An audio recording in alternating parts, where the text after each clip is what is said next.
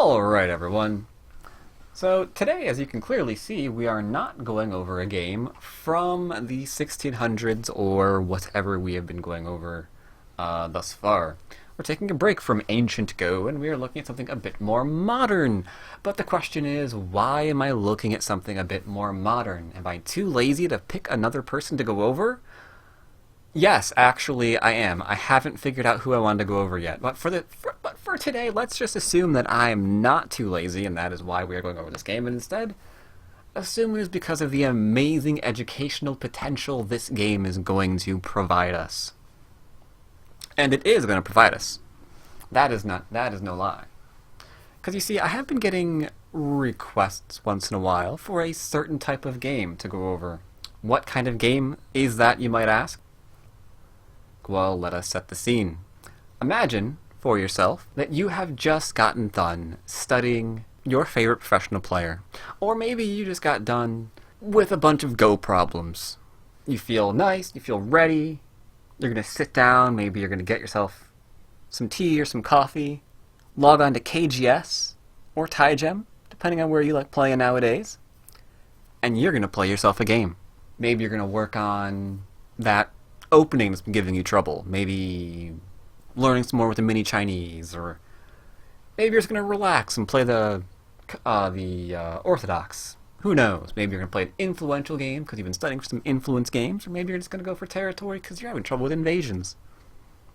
Whatever it is, you're in the right mind. That's what you're going to do. So you log on, you begin playing, but then you meet that guy. Oh, yes. You meet that guy. You meet that guy who, unfortunately, is not going to cooperate with you. He is not going to be subtle in the least. He's just going to roll right up to you and demand everything you have. That's right. That guy. That guy. Today we're going to have a nice game for how to deal with that guy. Where despite whatever mood you're in, they're just going to demand your attention. Over and over and over again. No subtlety involved. You say you want something, and they're not going to be coy about it. They're not going to be like, ooh, yes, I'm interested in that too, but really I'm interested in something else. No, no, no, no, no. They want you. Everywhere on the board. And they're not going to let up. How do you deal with that? How do you deal with that? Well, today we're going to have an interesting game to perhaps help us figure that out. Today is going to be in the form of running battles, because that guy is just going to hop on in there and then just try to run away. And then hop in somewhere else, and then just try to run away. And you have to figure out how to handle all of these groups that are just jumping away like that.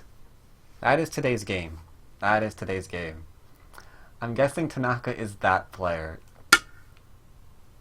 So the game begins off with Hane Naoki taking the upper right 3/4 stone. My almost firing that stone across the board. Wow. White takes bottom right 4/4. Offering a plethora of choices to black. Here's one we don't see very often. Dual 3/4s facing each other.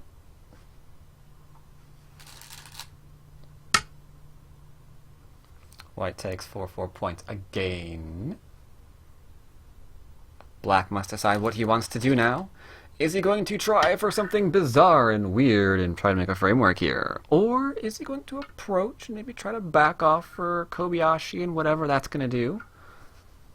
What is he going to do? What is he going to do? Is he going to just play an aggressive game? Or is he going to approach on inside and just start wrecking things that his opponent can do? No, he actually takes a enclosure for himself. Okay. Alright. Whoa. I messed that one up somehow. My sleeve, I imagine. I'm going to be so bad at Go tournaments if I ever go to one again. Like, I'm just gonna be moving stones all over the board.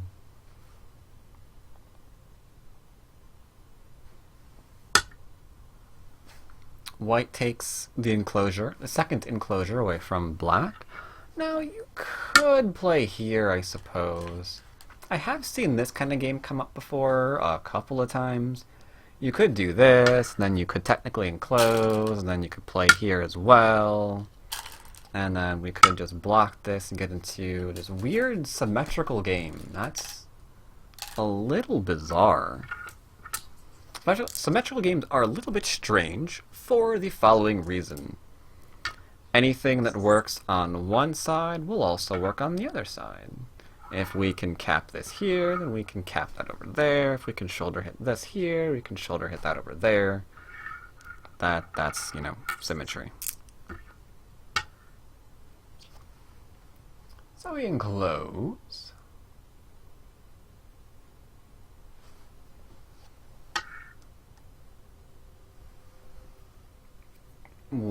Black attaches for territory on a daily basis. Asks, does anyone know what kind of go wood this Gobon is? Yes, this is, I want to say, some kind of inch agathis table board.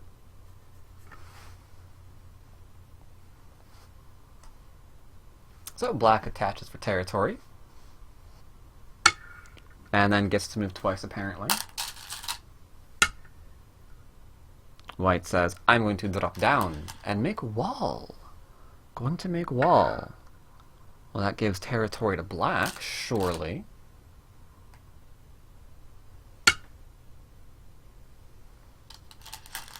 White Hane. Black extends. Now we've got a potential problem here. If we play here as white, then we are in the large avalanche. Large avalanche. But we are not going to play that variation. We're going to simply Atari and have black connect. And then save our shape. Could play a bit more aggressively. We could try and play something like, that's not on the board. No. Sorry. Yes, extra stone. This is going off. This is going marvelously. Unfortunately, the problem with going over variations on a real board is when you back up, the stones don't remove themselves. It's really frustrating, I tell you. But yes, we could back off and make maybe a large amount of influence here. Danger there, of course, is this is pretty easy to attack. I have to be careful about that. Since it doesn't have, you know, shape just yet. Could try and play here, I guess. Probably playing this way, though, is it looks kind of attractive, but we have to figure that we still have an approach over here, and we still have a lot of Aji here. So we could try and develop this, but, you know, it's got approaches, it's got invasions, it's got cutting points. It's not really the most solid thing to grow off of that you've ever did see. So that could be a problem.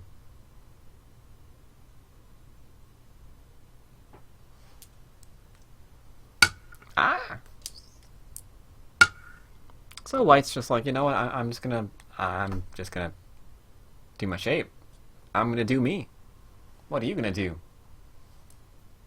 What are you gonna do? That's a good question, though. What are you going to do? We could do a lot over here. We could do something like this. And then maybe get pushed. With a black stone. And get pushed over here. Extend over there. Make a base after we're kicked. Go to something else later on with Sente. After we're kicked, dum-dum. Yeah, there we go. We could do. But black apparently is feeling a little bit feisty. Black says, I will not back off like that, sir. I am going to attack you.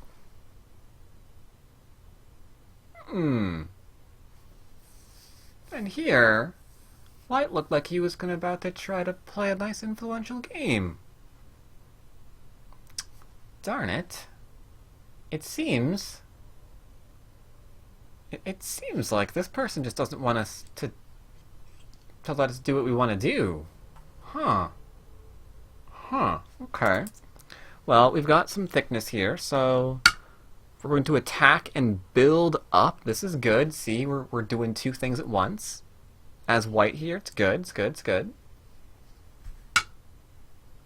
Black has to run away. Now, here's something that we're going to be talking about a lot. The concept of sector lines. Like, if we imagine connecting the dots between one area of the board and another. Maybe this way, I guess. I don't know, something like that. We can see that if we connect the dots between, like, this stone and this stone, that this group is behind enemy lines. That means, with, like, one stone, you could theoretically be surrounded. Right? And we typically don't want to be surrounded, because Go is called the surrounding game. That means don't be it. So, black, and I do mean white by that, comes on out. Alrighty then.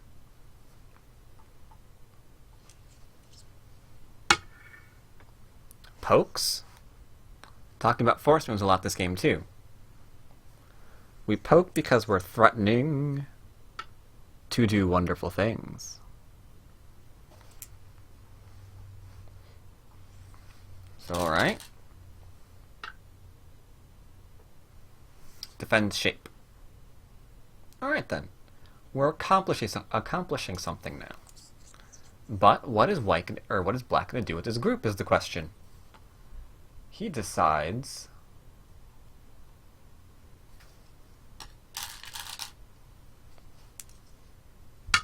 to lean for shape. It could cap it, I suppose, but then he's giving his opponent fourth line territory. He doesn't have very good shape. He could just jump out, I suppose, but it's kind of weak, right? We're strengthening white. So he leans, asking white, "Can I politely kill your stone, sir? Do you mind?" Of course, white's going to say no. No, I don't want you to do that. I'm going to create a cutting point, like so. And then I'm just going to move on away, like so. Like, alright, I'm just going to extend here because we've got ladder that leads here, so that seems like a pretty safe cutting point, and this has to not be surrounded, so you can expect a defensive move over here. Okay. Black says, "Can I reduce that some more? Can I, like, cut you off, maybe?" And now here's something interesting. We could be like, "I don't want you to hurt me, Mr. Black. I'm gonna go over here now." And let black save his shape while we just get, like, second line territory over here. Alternatively, we could just resign and start drinking heavily. That's probably about equally a good idea. Instead, white is not going to take this humiliation lying down. It's like, "You will not keep me on second line, sir. You will look to your own weaknesses first." And black says, "Well, what weaknesses?" What weaknesses? These weaknesses. I see cutting points. Those are indeed cutting points. I mean, just look right there. That's cut. And then black has to connect it because it's cut. And then white has to take it, or has to Atari. And we have to connect that too. That now seems pretty cut. And we did it in Sente. Now we can go back and save. Now, I do want to point out the importance of forcing moves, because we're going to be hearing a lot about these this game until you're sick of them. If we play here, our opponent could defend himself and you will never get a chance to cut that, ever again. If your first inclination was to just, like, defend this, you don't know if you're getting Sente from these defenses. So you might not be able to go back and take advantage of the Aji that's there. Or maybe the area will grow so large, and I'm just throwing some stones down here real quick, that trying to cut this would wind up being just completely suicidal, because the area just completely grew and your stones in here would just be like too weak, right? So either way, realizing that you have forcing moves and when to use them is very, very important. Which is how we got involved into... Oops, didn't take that stone away, but whatever. Which is how we got away into this, into there. Forcing over to here, into here. Getting to play the cut. And the connection. And the Atari. And the connection. All lovely little forcing moves before going back and defending. Alright. So now the fun begins. This is where the fun begins. Because we could try a few things to settle. Or we can try and swallow. Black says, I'm going to gobble up everything with my influence. And White says, then I'm going to surround you with mine.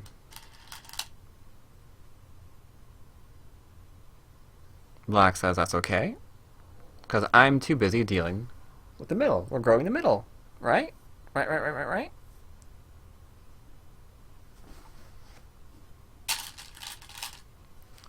White backs off. A lot of people would be tempted to play here immediately. It's a little bit of a mistake, because then you've got this Hane, which is very large. I mean, if we try and do that, that's going to involve Ataris. However, if we play here, then it doesn't.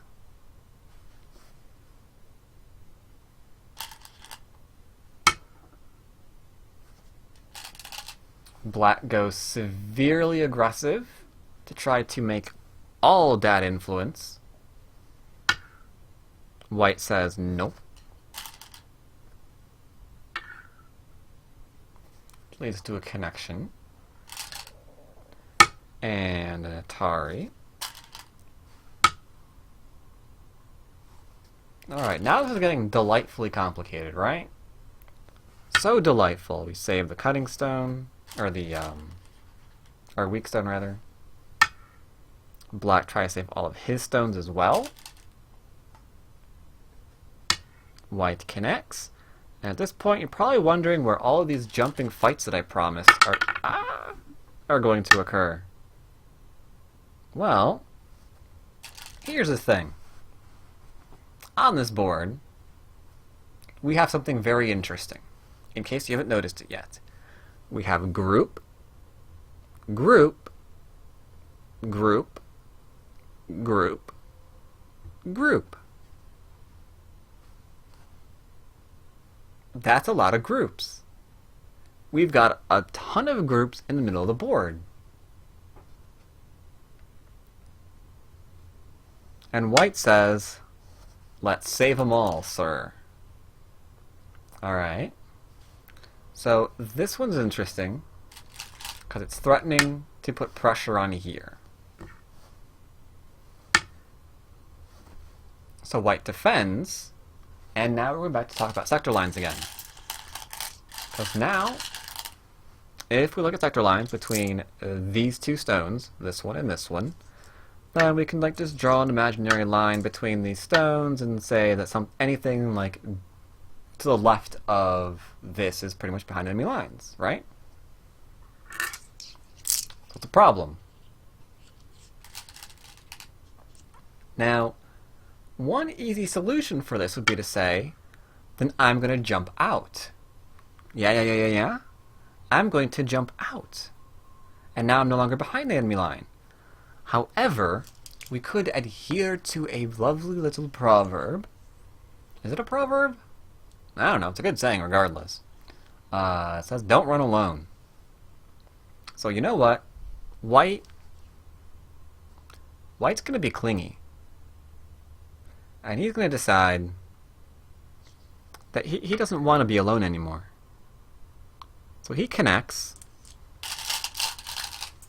creating a little bit of a new dynamic in the middle of the board. We now have this sector line. Right? Now it is black that is behind enemy lines. Okay. Alright. So that means black needs to come out, because now he's running with friends. He's not alone anymore. But, again, we have to be careful. Sector line, right? So, we have to come out. And again, we have to be careful, because, same thing. So we know which, we can always ask our, try that one again. We always know which group we need to have run out, because we can imagine those lines and we see which one is behind it, which one is in the greater danger. This group, for example, not in danger because white's not surrounding this in any way, shape, or form.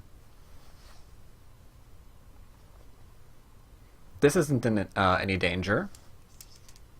I mean, we're leaning against it, that's true. We might be tempted to respond here a couple of times. I will grant.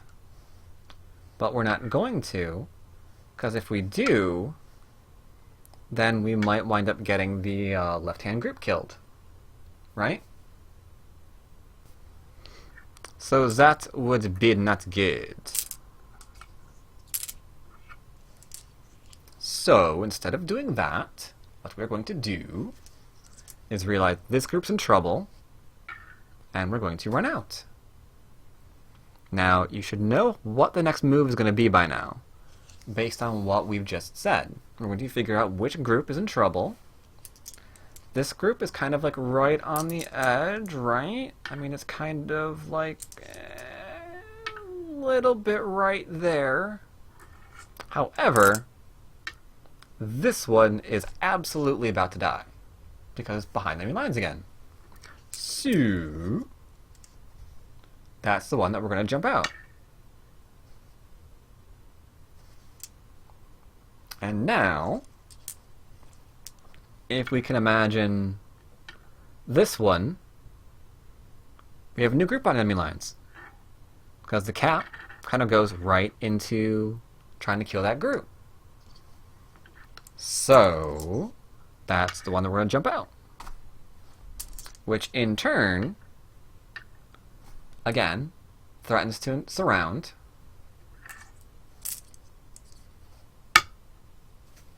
So, that's the one that we jump out. Which in turn threatens to surround the middle one. So, that's the one that we jump out. Who are we rooting for? You can root for whoever you want. Now, this one is very straightforward. I mean, this is a straight line, right? It's clear this group is in trouble.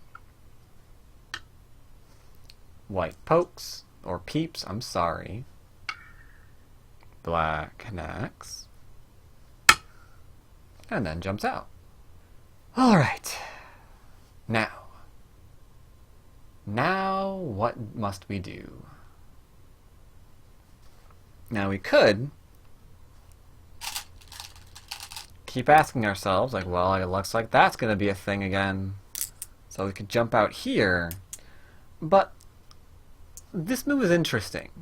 Like, white didn't have to make this exchange and could have just extended here. Right? Could have extended here. The fact that he made this exchange, though, is interesting. It's telling us that he's interested in assaulting this base again. Because this base is open, right? This base is a little bit open. This game, what even is territory? Territory? I don't know. I think territory is a myth. Haven't seen it yet. Haven't seen it yet. So Black has a problem. Black wants to play here to prevent his group from being attacked again. Same time he wants to play something over here because he's in trouble. So he decides to try to get fancy. He says, I'm going to poke your shape because you've just stopped jumping in a straight line. You've left weaknesses behind. So I'm going to poke at that and see what's there. And White says, well, what is there is your death, fool. You have made me stronger, and now I can eat a stone, if I so feel inclined.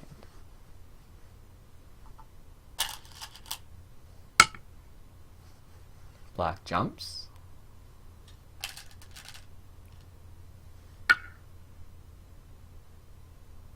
Now we're leaning heavily on this group that's been made stronger, because then we can go back and attack the middle one. Black extends, and White says, okay, I want that strength. Just keep making me stronger. Keep making me stronger. Wait, why do I have whites on my hand? Should I? No, I shouldn't. Black finally gets a chance to go back and play here.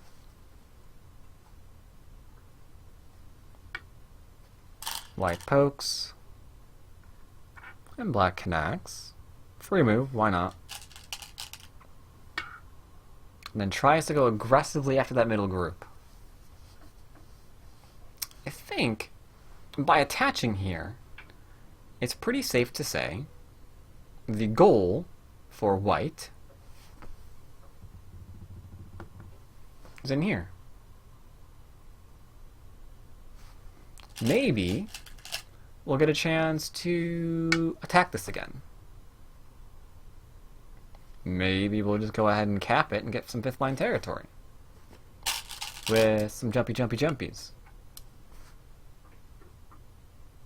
Maybe we can profit by making ourselves stronger.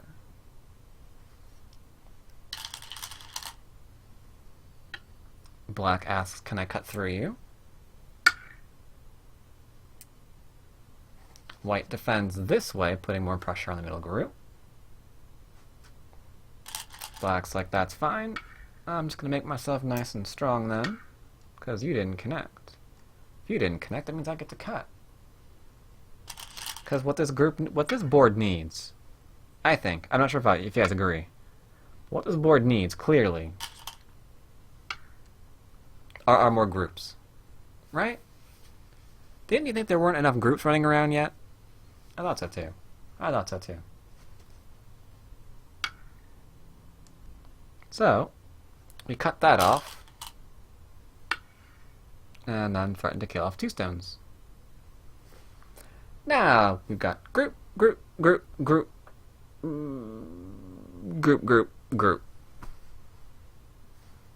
Lots of groups.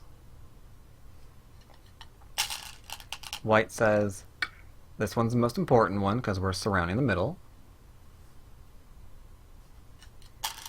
Black says, that's okay. I'm going to kill off 2 stones. Vastly simplifying the game immediately. If these stones are dead, then this is a group that's pretty solidly alive.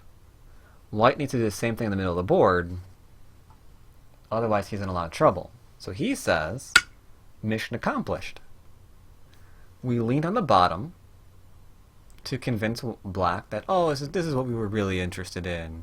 The bottom is so cute. But we really want influence for that middle. So then we lean against this group, again going, no, forget the bottom. I really want this group. And it made us stronger so we can surround something that we really, really wanted, which was that middle. We were in for the middle the entire time. The middle, that's a cutie.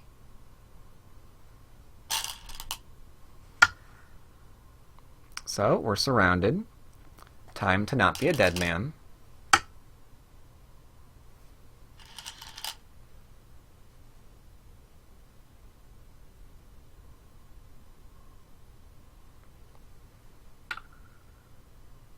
I know. Isn't White so... White's a hard man to pin down. I mean, you think he's interested in this, and then he's not. So he starts dating this for a while, but then he just doesn't care about that either. He starts seeing the middle group, but he's cheating on the middle group with the right-hand territory. I mean, what is this? Fucking two-timer. Tari. Making ourselves some eye shapies by threatening to kill things.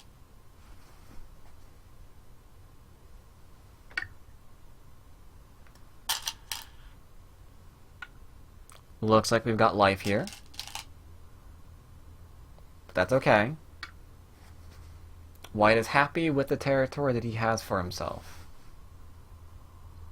Weird move, but without it, you could actually play something like this and live.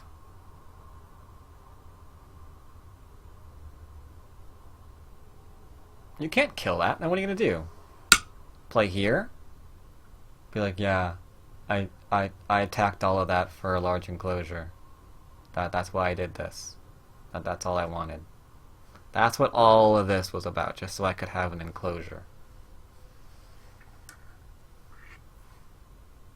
No, he's gonna go for more. Gonna go for more. Now here's the thing that's interesting. This cutting point is annoying. Oh my god, is that annoying. How do we respond? How do we respond to that annoying move? Because there's cutting points here. There's cutting points here. White says I'm just going to extend. Keep things simple. If we get cut, we can Atari, then we can Atari. But what if that is a lie? What if we were only going after this so we can poke into the side? Now White has a problem. So he tries to fix. Asks if he can cut through.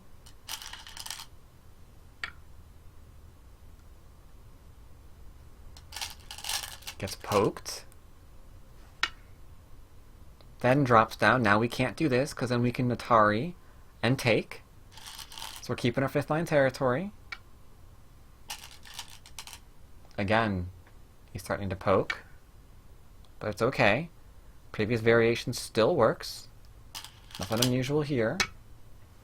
So White just gives him the territory.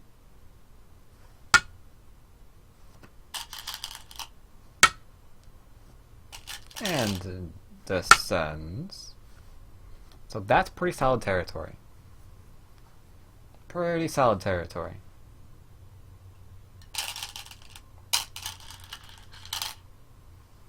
Black asks, can I cut this group off? Do you mind? White says, try it, and I'll kill you. It's like, okay, well what about over here?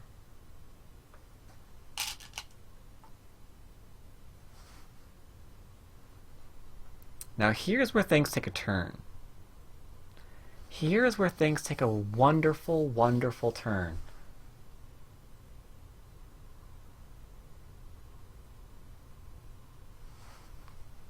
Because we could keep responding, right? We could keep responding. We could defend here. But instead, White says, you know what? You never responded to me.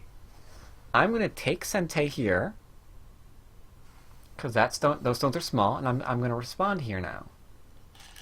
Like, you owe me a move in the corner. So we're now getting into value assessments. Like, this is kind of large, but this is Sente, so I'm going to take this instead. And we get a response out of our opponent.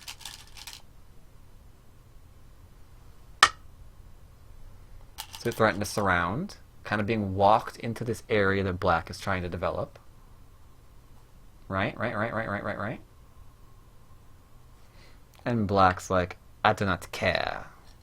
I take my territory. I have no idea why you'd play there. I mean, I guess you can double Atari later on. But for now, you're just getting completely surrounded. But it's okay. Because we're surrounding him too, right? Top of the board.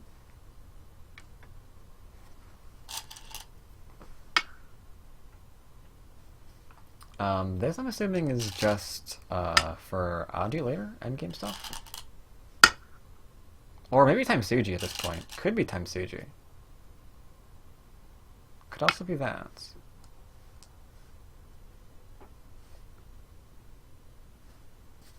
Now here's the thing that we have to consider. This cutting point still exists, and these cutting points exist. But this is starting to be surrounded, but black still takes. Now it gives him a lot of strength in the middle. Boop. Gives him a lot of strength in the middle. But will he be able to use that? I would assume, at this point, you would play here. Follow up with forcing moves against the top of the board. White plays here instead, threatening to be a little monkey. Threatening as well.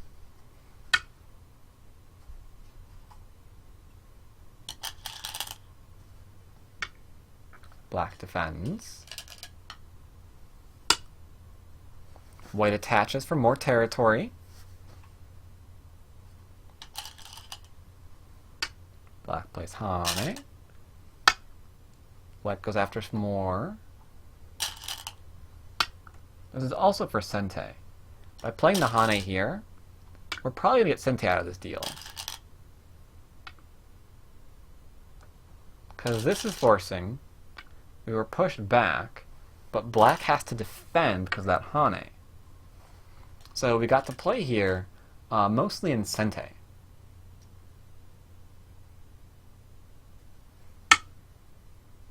White turns, and then black says that's not enough.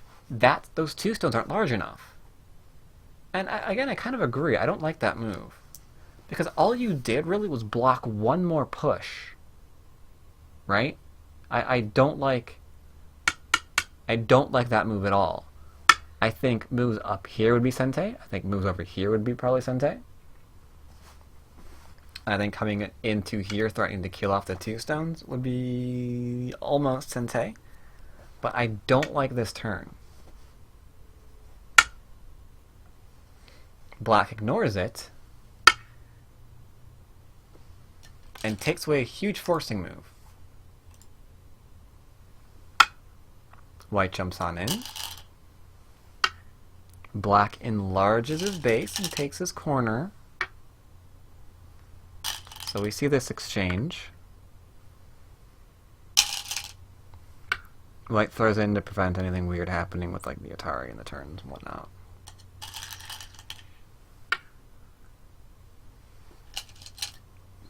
Now here's something interesting.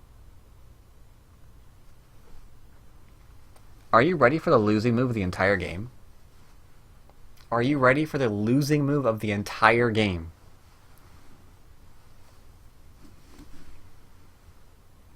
Are you? I bet you are.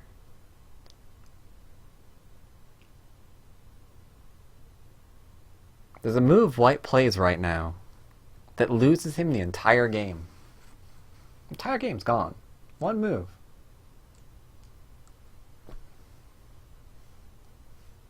Can anyone imagine a move on this board right now that loses the game?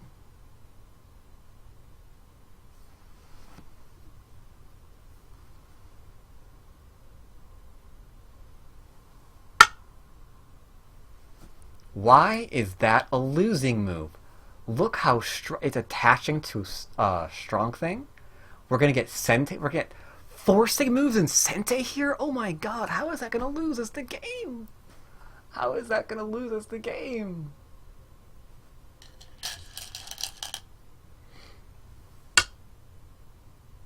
We should have Tigered Mouth. We should have defended.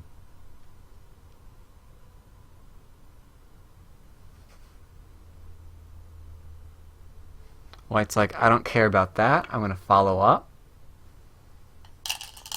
Black's like, yeah, you care about it because I'm going to cut you.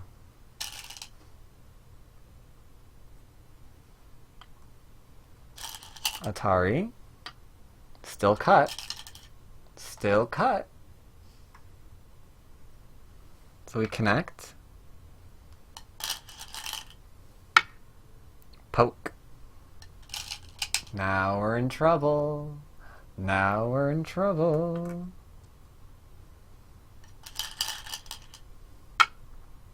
Threaten to cut again. Uh-oh. Uh-oh, SpaghettiOs. Try to connect back. Get Atari'd. White connects. All we have to do is just connect up to safety. We just need to get to safety. But we're being chased by black. Uh-oh. Uh-oh. Try to connect up, I guess. But we're gonna get pushed through.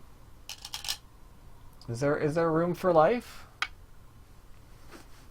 Now here, also, really big thing. It's like preventing room for making an eye.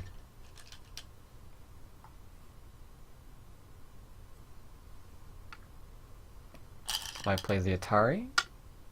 Black backs.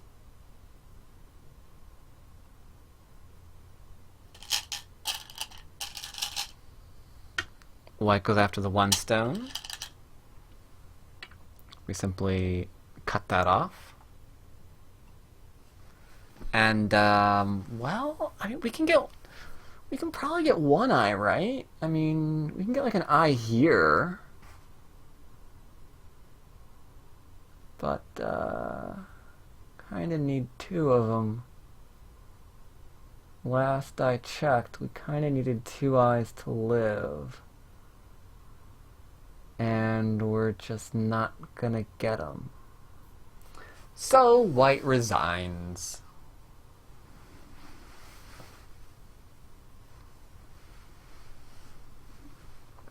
Poor White. Overestimated his shape.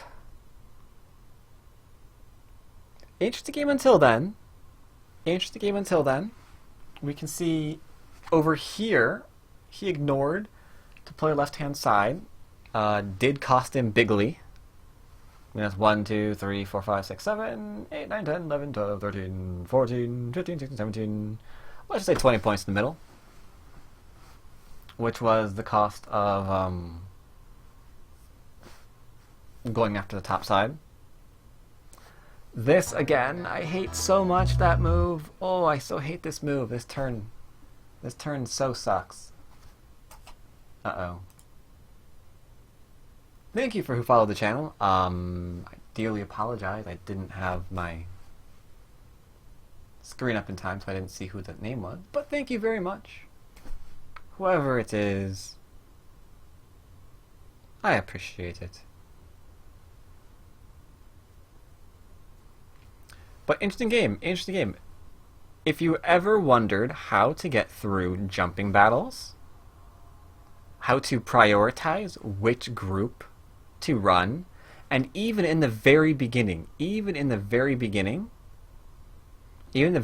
saw that White defended the stones over here just to put pressure on this middle group so he wouldn't be running alone. And he did gain profit from this. Which is good. It was cool. I mean, he's got territory here. He had territory over here into a corner, which is nice. He's got Coming, that's nice and big too. So it seemed pretty good. It seemed pretty reasonable. It wasn't bad.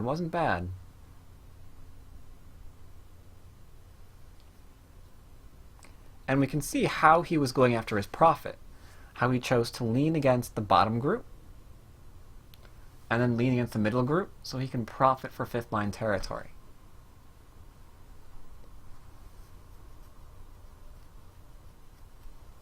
All very cool things. If you've ever wondered how to handle those stupid jumping battles, I think this is a really great game to kind of attempt to give you a better idea on how to answer that question.